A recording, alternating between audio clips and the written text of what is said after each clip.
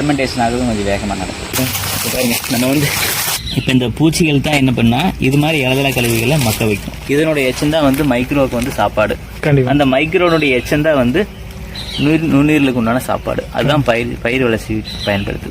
இதுதான் அந்த சாயிலுடைய life style. கடைசி உழவு ஓட்டும் போதே உள்ள நரிப்பயிர் இறச்சி விட்டு ஏக்கராக்கு வந்து ஒரு 15 கிலோ அந்த அளவுக்கு உள்ள நரிப்பயிர் இறச்சி விட்டு பார் ஓட்டி மஞ்சளை ஊனி விட்டுருக்கோம்.